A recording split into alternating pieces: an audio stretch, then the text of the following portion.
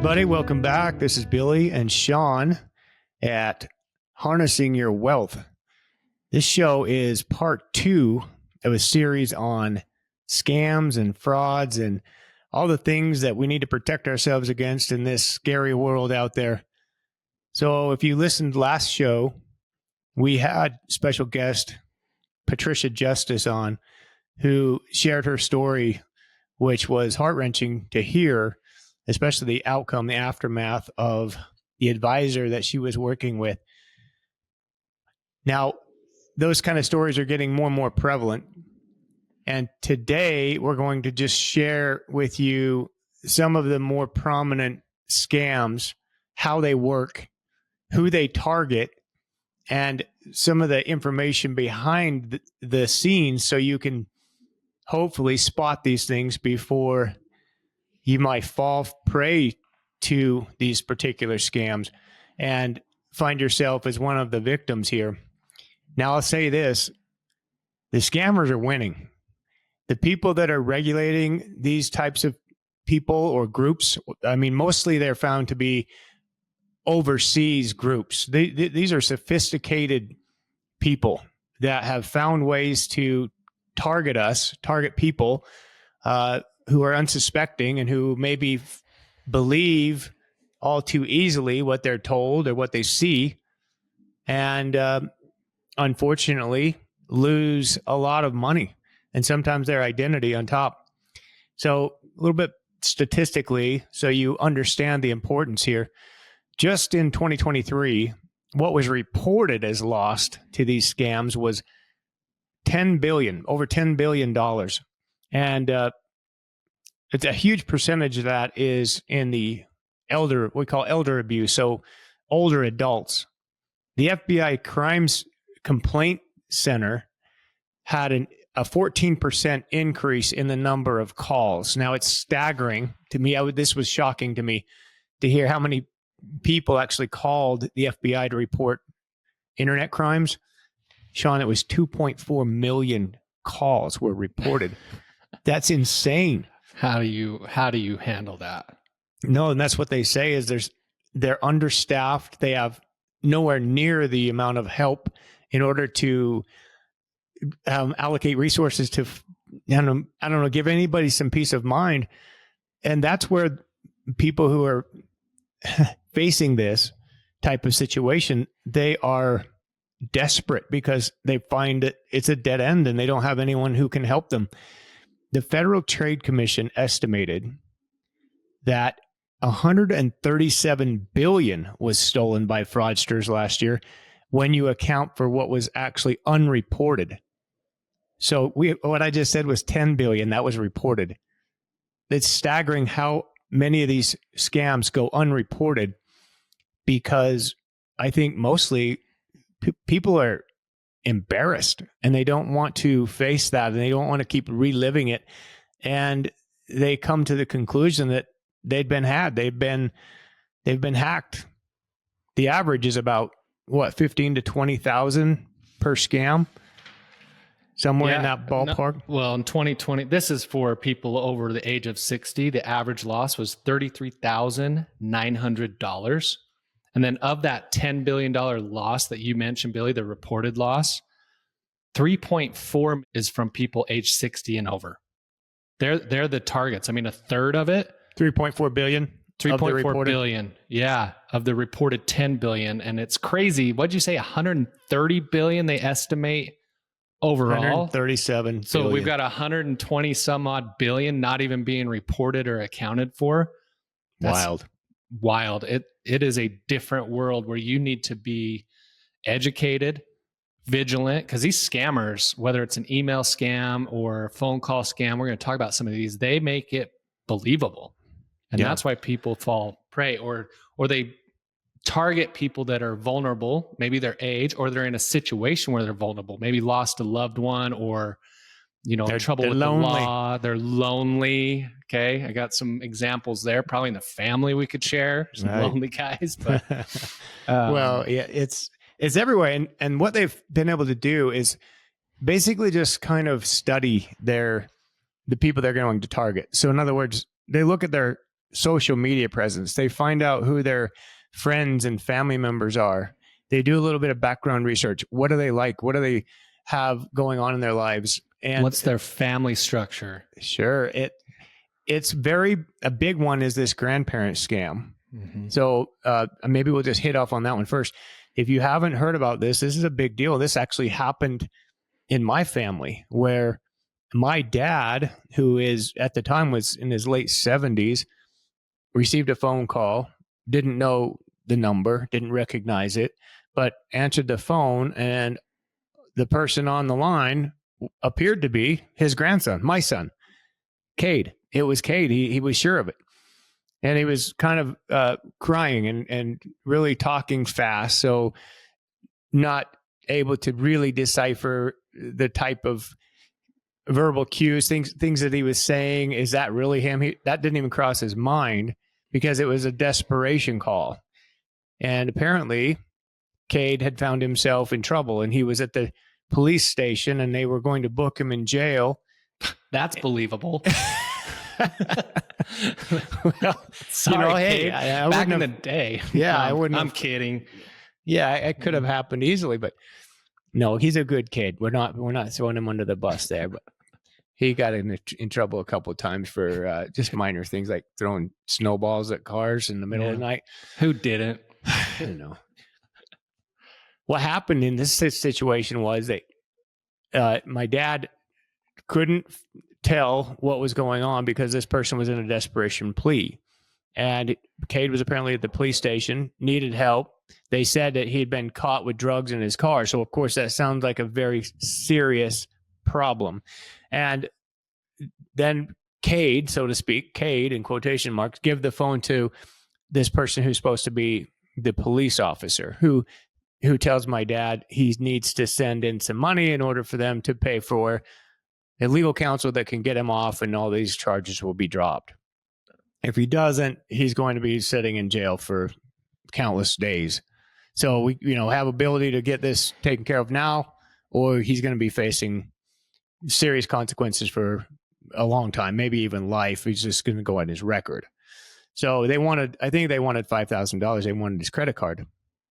And my dad, of course, doesn't use credit card a lot, thank goodness. I can see how easily that would have happened. Sure. Because he doesn't know. And he didn't act. He didn't react. He said, let me call your dad. And he said, no, don't call my dad. He'll get mad at me. Don't call him. So it's always this believable plea that you have to do this right now. It's an emergency. And he said, no, I'm going to call your dad. He needs to be informed of this. So he called me and he says, what the hell's going on? Anyway, he tells me the story, and I said, well, that's not happening. That's not true.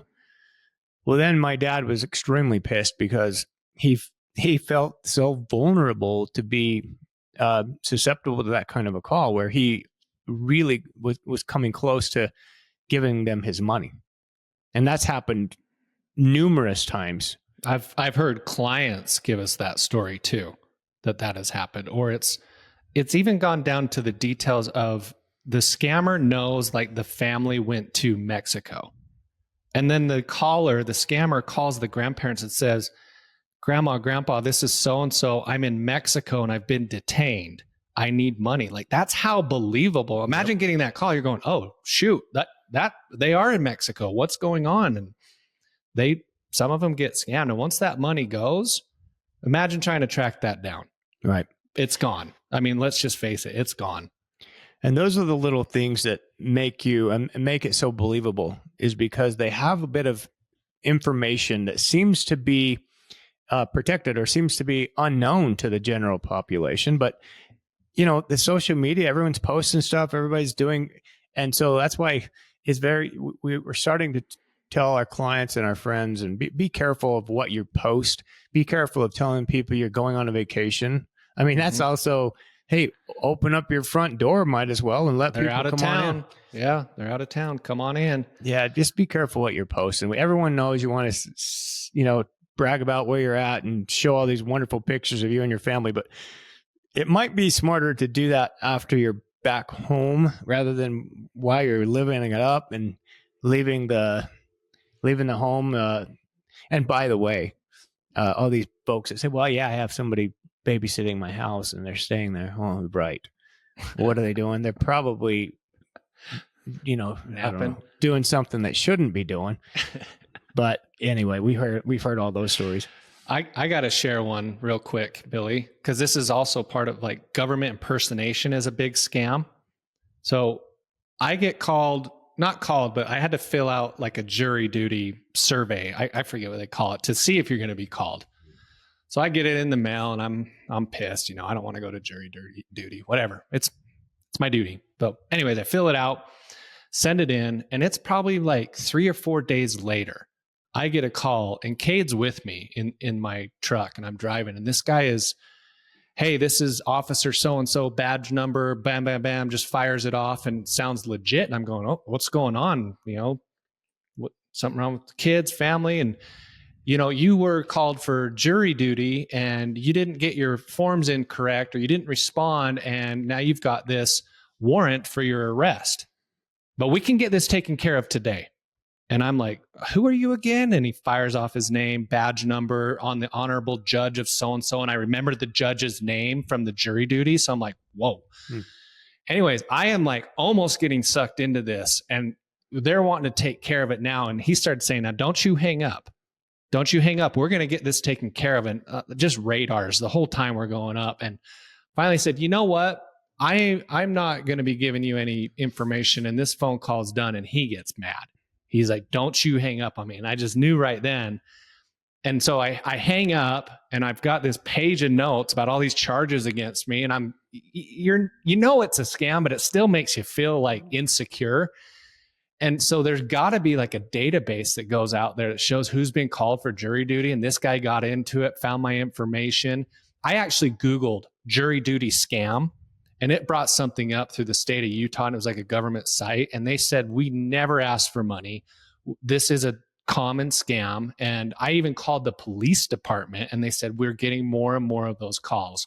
Do not release information. Officers do not do that, which, duh, I should know that. But it just seemed so believable, and it scared the hell out of me.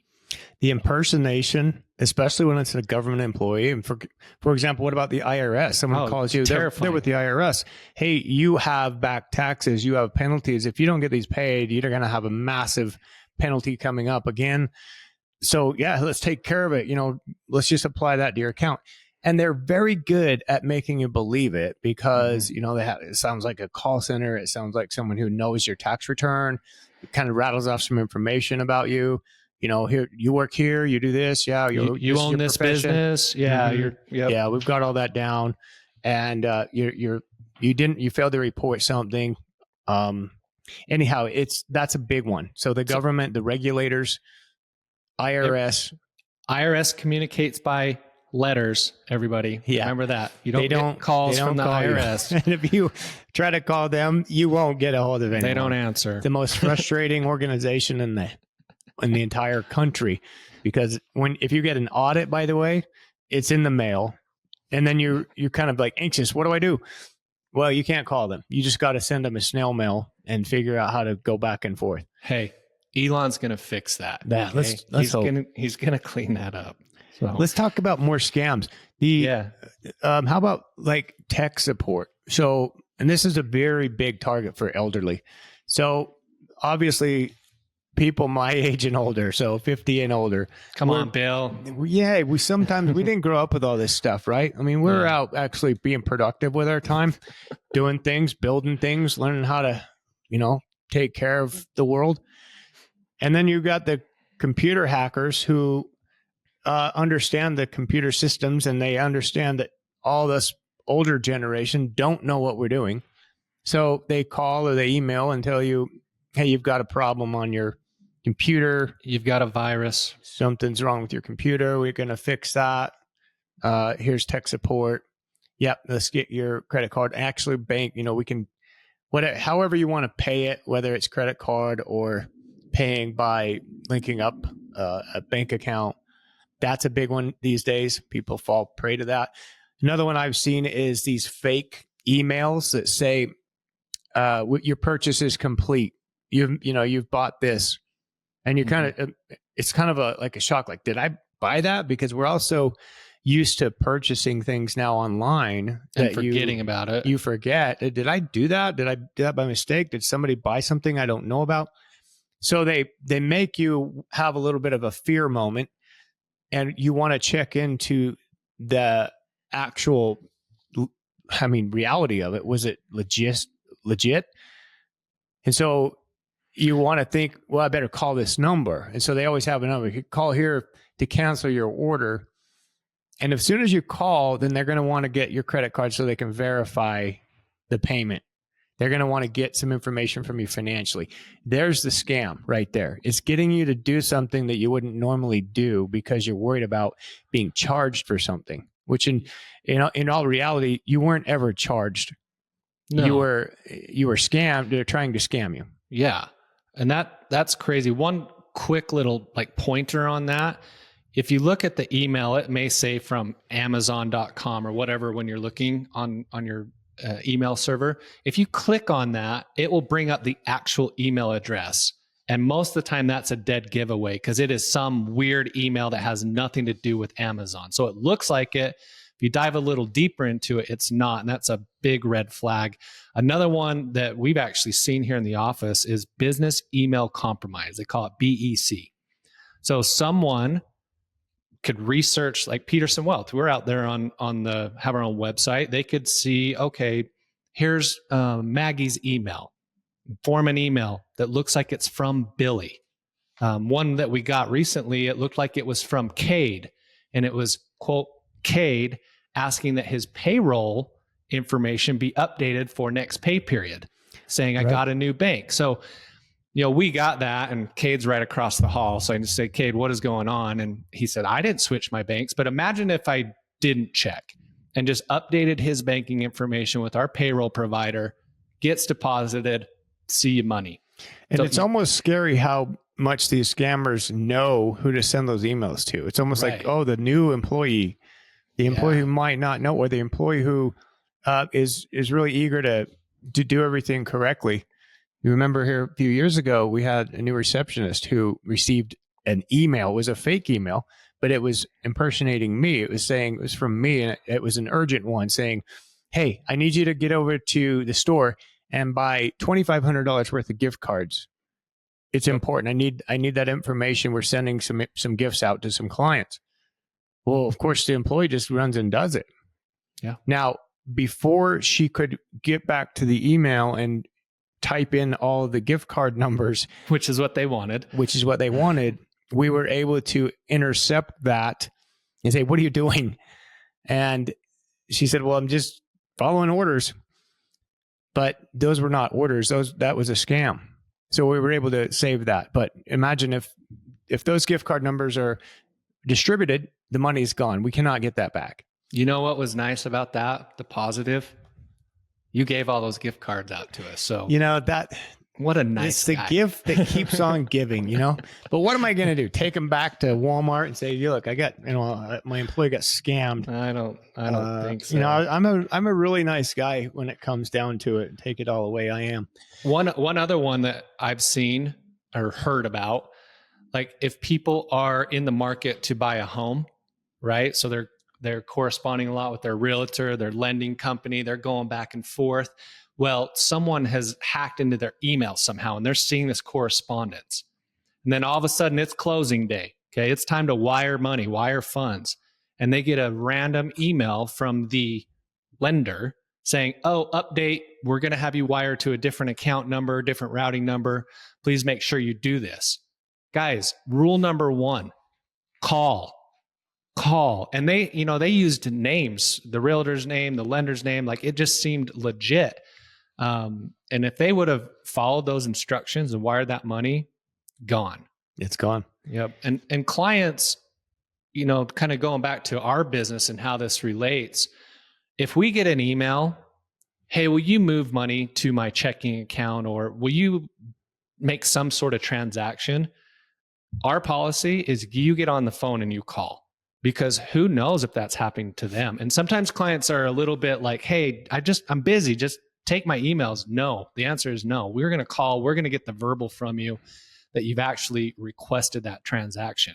That's why we do it. So important. So if you're annoyed with that, understand why we're doing it. Same way you might be annoyed with the TSA checking your bags through security. You have to deal with it, guys, because to avoid that one catastrophe, we don't want to find ourselves calling a client to say, we sent this money and it was not their request. Did you get that money that we sent over to you? What money? That would be a bad day. There was a lady in San Diego, I think it was a lady in San Diego who lost basically their family's entire retirement, like $700,000 or $800,000, based on a non-existent Amazon order. Didn't even exist. But again, email came through. Here's your order was placed. Kind of freaked out. Like, I didn't place that order. How do I get this taken care of? I want my money back. Well, have to go to the refund processing center, which this is in Hong Kong, apparently. And they had doctored the bank account or bank statement, and then had instructions to synchronize the bank accounts for this lady in order to get the money back. So she needed to provide her bank account, and then they were going to, get that refund processed. And as soon as they had the account number, swipe the whole thing, it's gone. And they can't get that back, guys. That's the sickening part about it, is no one knows how to find them. They're all over the internet, and no one knows how to trace these things, because they'll as soon as they get it, they launder it 14 times. They put it into cryptocurrency. So there you go. Oh, there's your crypto, Billy, I was just looking at my stats on cryptocurrency, and this is from an FBI report in 2023. So get this. In the last 3 years, so let's go, 2021 is when we're looking at here, okay? There were 5,109 complaints about cryptocurrency. Now, this is just 60 years old and older, so there's a lot more. In 2023, 16,968. The dollar amount lost in 2021, 241 million, okay? In 2023, 1.65 billion. That is crypto. That in crypto scams. And that's just at the early stages, isn't it? Tip of the iceberg, I think. And they're talking, has anyone ever walked into a place and you see a cryptocurrency like ATM? Have you ever seen that? I mean, No. I've seen them in gas stations. It's like, buy crypto here. And they're saying that, like, there's people that set up fake ATMs or whatever you want to call those. People deposit the money thinking they're buying crypto. No, it's gone. It went into some dude's bank account back in India. Like, it's over. This is another one of those big concerns I have with this whole crypto movement. This is a movement, guys. This is this younger generation, and even some of the folks that are, I would consider, more sophisticated, financially sophisticated, have also drank the Kool-Aid, and they're putting huge amounts of their money and their resources into this stuff. Oh boy, I don't even want to get into it, but I don't have a good feeling about it for a number of reasons. And I've heard all the positive. I've heard all the preaching. Okay. I've heard it, because I'm trying to understand, is there something here I'm missing? I keep trying to open my eyes to this. What is this going to be? How's this going to look? You're telling me this is going to take over the currency that we have, take over the US dollar? Okay, then what's our country going to look like? No, dollars are worthless. Now everyone's going to be using crypto. Are they going to use it? Because right now they're not using it. They're not using it to buy anything. Class now. Heck, is what they want to accumulate as much as they can, because they're just making money, buddy. Be wary, not only with just as a quote unquote investment, but also of how. What was the one crypto exchange that went bankrupt? Sam Friedman was a part. I forgot the name of it. Fried, yeah. Yeah. That was just a little over a year ago. That guy was. That's all of a sudden he's already forgotten about. Yeah, that was a big loss to a lot all of the people. Celebrities. Another scam. You get a text message, phone call, email. Hey, we've been monitoring your browsing history, and unless you pay us some money, we're going to release that to all your friends, neighbors, coworkers, boss. So that would put a lot of people on their heels of, what have I been looking at? Your spouse. Yeah. Your spouse. Like, That's the hack right there, because they can come at you. A lot of people are terrified of what they do that they try to keep secret from their spouse. What are you searching on the internet, buddy? A lot of people will pay a lot of money, and that one is kind of goes back to the whole Epstein, which is, boy, I'm getting my popcorn ready for that list to come out. The Epstein list, that was coercion and blackmail of all time, right? If you're caught on tape, on video, having sex with underage children, let's call them, you do about anything to keep that from coming out into the light of day. You would. That may be coming out. That may be released. We've heard that multiple times. Musk is a big proponent of that. I would love to know. I've got ideas, but I would love for someone to pay the price. Might be some scams going on behind that. To kind of like, we're going through all these scams, but to protect yourself, I would say a few things. If it's an email, a text, whatever it is, wanting information, call. Okay. Call, especially if it's like your advisor. Okay. Something like that. Call your advisor, your bank, your credit card company. Like, make sure that it's someone legit. And if there's when you make that call, if there's urgency or this must happen now, or this is going to happen, big red flag. Yeah. Take your time on that one. Back off on it. Emails, be vigilant, right? Who's it really coming from? Does this need to happen right now? Just don't be so trusting. That not fun to say, but you can't be trusting nowadays. You got to be so vigilant with everything. Shaun, here's one question. And you agree with this? When you're talking, you got all of us have the phones, these iPhones, whatever. You could have an iPhone, you can have an Android. You're talking, you're having conversation with your wife, your friends. It's amazing how that phone will immediately start sending you messages in your social media channels about what you're having a conversation about.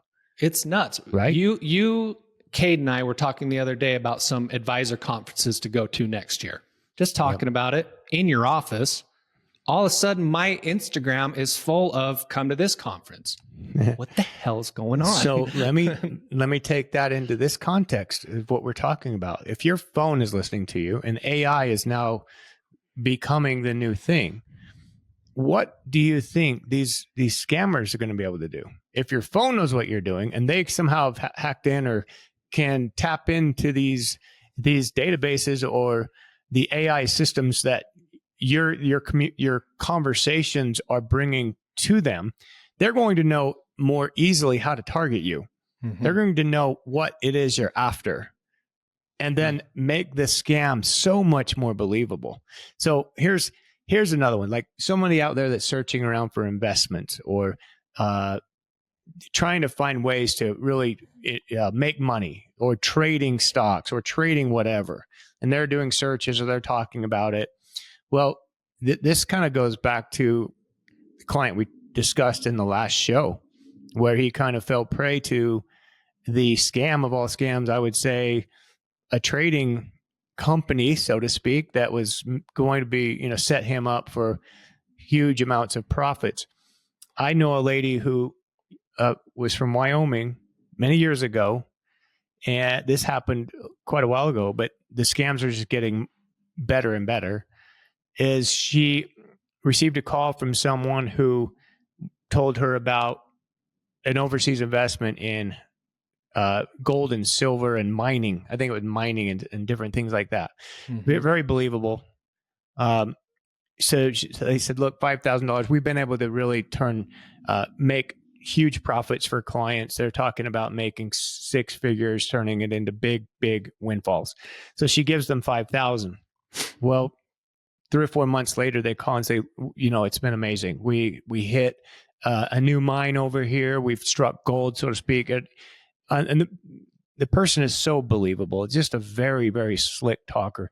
So they told her $5,000 has turned into like over 250. Bam. Let's go. Hey, we should get another look. No one's in on this yet. Okay. You're an early investor. We're going to keep this. If you could send us 25,000, there's no telling what this could be worth. Most likely millions. Okay. That was pretty much all she had in her bank. $25,000. Send it. Month or two later, you hit it big. This is worth $1.5 million. Okay. Oh, can I get some of that back? Yes. I'll organize the paperwork and I'll get back to you in a couple weeks. Okay. So he calls her in a couple weeks. Yeah. It's still doing really good. $1 million, $2 million. In order to get that out, we're going to need you to pay the tax on that. So send in, I think it's 20 or something thousand. That would be the minimum. This happened many years ago. I'm talking probably 15 to 20 years ago. A lady in Wyoming. And I was at early stages of my career. But I knew that didn't sound right. My mom had asked her to call me because my mom was thinking she's going to be a big client for you. She's going to have this $1.5 million. This is good. You need to come and talk to her. So I made the drive up there to speak with her, and she told me the story, and I immediately, threw cold water, and she was mad about it. Oh, she didn't want to talk to me anymore. You don't know what you're talking about. Yeah. They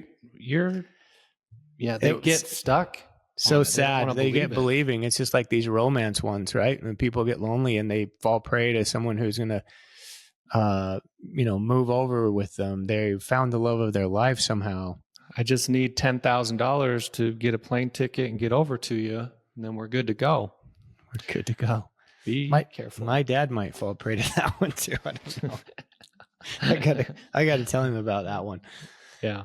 No, there's a lot of imposter scams out there. People that are faking who they really are or have bad intentions from the get-go. So get back to what you can do. Okay. Number one, be more leery of what you see on your phone. Treat your phone as if it's listening to you, because it is. Always be a little bit more diligent about how you talk and what it is that you're looking for, especially online when you're searching. A lot of your browsing history can be stolen. Emails can be manipulated to look a certain way as coming from a certain organization or company that you might frequent or you might have concern about, but they're fake a lot of times. Be careful with what you're downloading. Any kind of a click here to check your account history, click here to check your order. Anything that you're going to click and open or download could be malware, and then it could absolutely get into your bank accounts and all your financial information. Change your passwords often. Don't leave those passwords laying around for people. And then I'll go, like Shaun said, the more urgent matters, that phone calls or texts or things like that seem like, hey, you have to do it right now. I would put the pause button on that and check it out. Call your financial advisor, call a friend or family member, do a little bit more digging. Right. Educate your kids too. Kids are targets. They are. Kids are targets. Horrible story of a kid, thought it was a kind of a romance scam. Cade calls it catfishing, if you haven't heard that term. But basically, someone reached out to him, in love with him, really liked him. She had pictures, very cute girl. He got tricked into sending some probably inappropriate photos to her. Well, now it was, hey, I'm going to take these photos and I'm posting those everywhere for everybody to see unless you send me money right now. A lot of money. And unfortunately, and this was in the news, you probably Google it and find it, but that kid ended up taking his own life over that. So just you gotta, like I said, be vigilant, educate yourself, educate your kids. So those are some of the most common scams. We'd like to have you send any information you have, or maybe scams that we didn't talk about. If you know of any, or you've been subject to those, somebody in your family or a friend, I would like you to send those to us. Give us a call or send those to us in an email, or respond back to the show. And that way we can provide information and keep the story circulating of what's out there. Of course, we don't know everything, but these guys are getting pretty smart and sophisticated how they're handling themselves. So please do that. Like the show, share the show, and stay in touch. Until next time, we hope you enjoyed harnessing your wealth today. Take care out there, guys. Thank you for listening to Harnessing Your Wealth with Billy Peterson. Before we declare the race official, please click the follow button so you can be notified when new episodes become available. For more information about today's show, please check out the show notes. Visit our website at www.petersonws.com or give us a call at 801-475-4002. Once again, thank you for listening. The information covered and posted represents the views and opinions of the guest and does not necessarily represent the views or opinions of Peterson Wealth Services. The content has been made available for informational and educational purposes only. The content is not intended to be a substitute for professional investing advice. Always seek the advice of your financial advisor or other qualified financial service provider with any questions you may have regarding your investment planning.